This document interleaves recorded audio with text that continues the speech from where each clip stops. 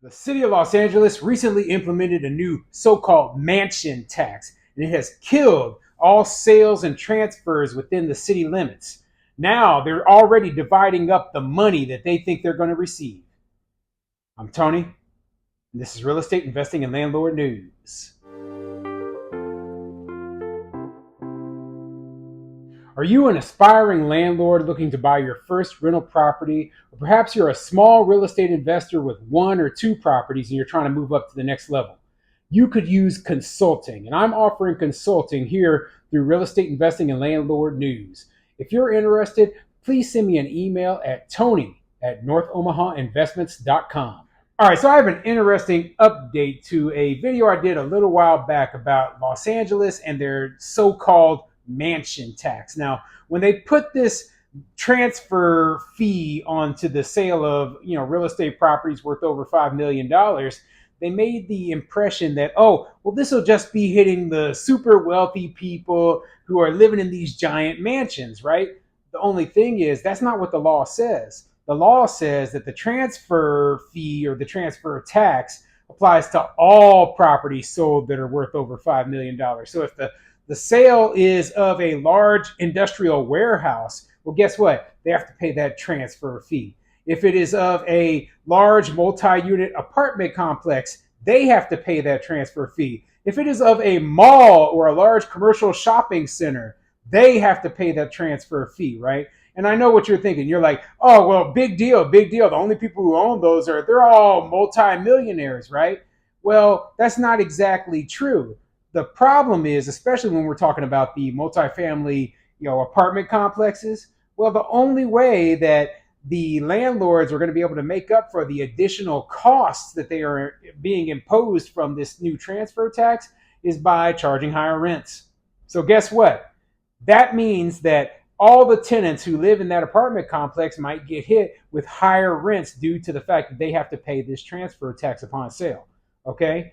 And when we're talking about commercial strips, etc., we're talking about businesses inside that are also going to have to pay higher rents to rent space inside that property, right? And they're going to put the cost of the items inside their stores or the services that they're selling at a higher rate to pay those higher rents as well. So this will lead to cost inflation within the city, make things less affordable for the people who are lower income. It's a bad deal overall. They're going to have to pay higher rents. They're going to have to pay higher costs for the same products and services that they had before. Also, that what are they trying to do with this money? Well, they're going to subsidize people's living. People who can't pay their rent, people who aren't paying their bills, they're going to give them free money so that they, oh, we're going to pay your rent for you. This is a perfect example of a socialist system. Basically, tax those with money, take their money away, and then give it for free to people without money. And this will prevent homelessness. No, it won't, because those people with money, they will either start to find ways around this law, and they've already started. Okay, they've already slowed down significantly the number of transfers, where they thought originally that they were going to be able to raise like $1.1 billion in a single year with this thing. Well, they've already had to revise that down and cut that estimate almost in half because, hey, property owners, they're not going to just sit there and pay it. No, they're going to stand back. They're going to be less likely to sell their properties, and they're not going to collect nearly as much money as you thought you were going to. So this is not going to end well. Plus, there's challenges in court, and you know what? They might win. They might win. We'll see. We'll see. But anyway, before I get into the article, go ahead, hit the like and subscribe button.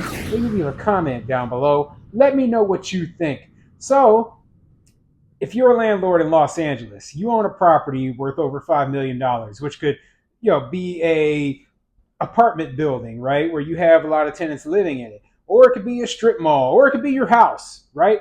Let's just say you own a property in Los Angeles worth over $5 million, and you saw this transfer tax thing come up, right? Would this seriously make you reconsider selling your property if you knew you were going to have to pay hundreds of thousands of dollars more on the sale? I'm just asking, okay? Hundreds of thousands of dollars, and we can look at this from the perspective of you're a business, your operating expenses are so much. You could be selling the property at a loss and still have to pay this. Keep that in mind. That is something that a lot of people don't realize. Okay, you could have bought the property for $10 million.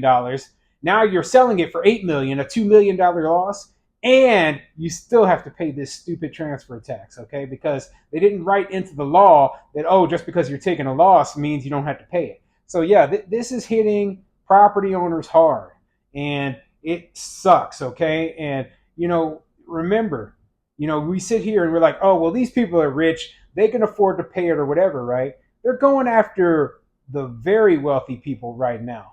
But how long before they say, well, we're not collecting enough money from the very wealthy people. So, we were just doing a transfer tax on properties over 5 million. Now let's lower that down to 1 million. Well, there's a lot more properties in Los Angeles that are worth, over 1 million, so or maybe they'll lower it to 500,000. You know what? They could just put it on all properties, just a blanket. Hey, you know what? Everybody's got to pay this. Now you're paying thousands of dollars out of your pocket, and because you sat there and you said, oh well, it's just the rich people pay. No, this thing, it's not right. It's not lawful. It's just basically stealing, in my opinion. Okay, stealing so that they can give some people some free rent. Anyway, let's get into this article. This article is coming from westsidetoday.com, and it says Los Angeles City Committee approves $58.1 million plan to shield tenants from eviction. Yeah, the plan is we're going to take this money from these property owners, from the landlords, and then we're going to give it to the tenants. Take the money from the landlords and give it to the tenants. Take the money from the taxpayers and give it to people who can't pay their rent. And remember, there's nothing in there saying that, oh well, we're only going to give this money to people who they truly need it. No, it's very likely that there's going to be a lot of people in there who are just lazy, and they're going to get their rent subsidized by the government. Okay, and that's a big problem. That's a problem with socialism. Anyway, let's get into it. On Wednesday, the Los Angeles City Council's Housing and Homelessness Committee unanimously approved a proposed expenditure plan for $58.1 million, generated by Measure ULA Mansion Tax, to provide support for tenant protections. As many Angelenos face the threat of eviction due to the inability to repay back rent accumulated during the first 18 months of the COVID-19 pandemic, this plan aims to offer critical short-term emergency assistance, tenant outreach and education, protections against harassment, and eviction defense. The proposal, initiated by Mayor Karen Bass's office, will now move to the full council for final consideration at a future date. The breakdown of the proposed spending plan for the anticipated tax revenue includes the following: $18.4 million for short-term emergency assistance program to help eligible income tenant households apply for up to 6 months of owed back rent. So yeah, they're going to be paying a bunch of people who didn't pay their rent. They're going to be giving them 6 months worth of back rent with this money. I mean, give me a break, okay? These people need to pay their own debts.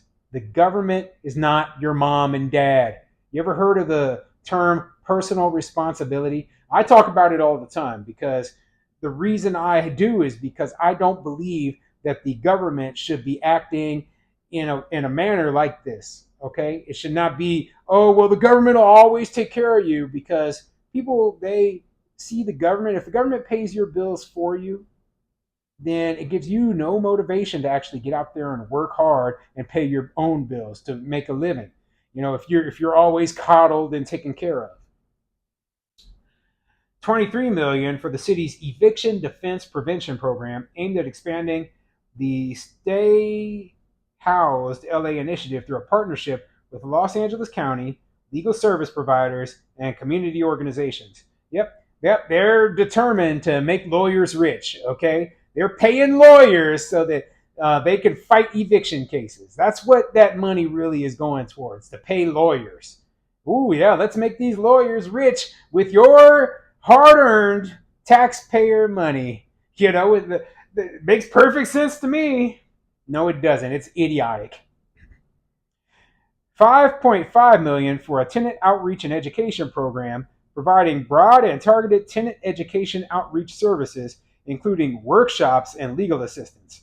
Once again, more things so that they can try to, oh well, here's your rights, here's what you can do legally to screw the landlord over. Maybe they should use that 5.5 million dollars to teach people financial education.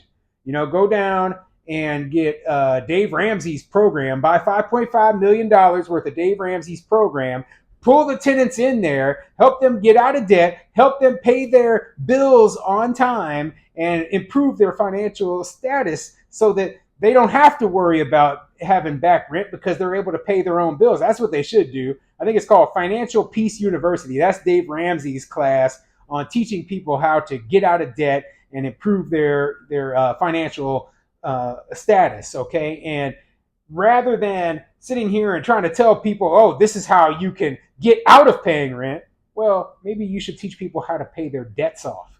Oh, man. Basic financial education would solve a lot of these late rent payment things, okay? But they don't want to teach people that. Instead, they want the government to do everything for them. 11.2 million dollars for a tenant harassment protection program to inform tenants and landlords about their rights and obligations. I don't think tenant harassment is even, $11.2 million. I want you to think about that. Millions upon millions of dollars for an issue that is minuscule. Minuscule. Okay?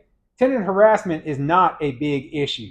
Yeah, there is some tenant harassment, right? But there are already protections on the books. There's already things that tenants can do if they are truly being harassed, right?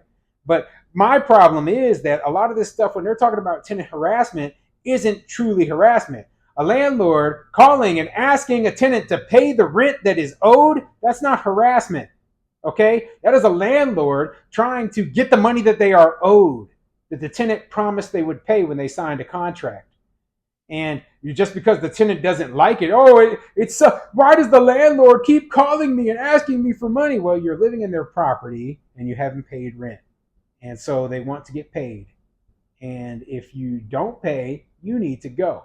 But rather than saying that, right, they want to paint all landlords as evil people and pretend like there's some huge harassment thing going on. There's not. Okay? There's just not. It's ridiculous. So, yeah, they're spending money that they don't even have yet. This whole mansion tax thing, I'm 100% opposed to that. But even worse, rather than using the money to teach people how to become financially independent and pay their own bills, they're using the money to basically teach people how to become permanent welfare leeches. Oh, yeah, that's genius, okay? Thank you, but I don't expect anything less coming out of Los Angeles, California.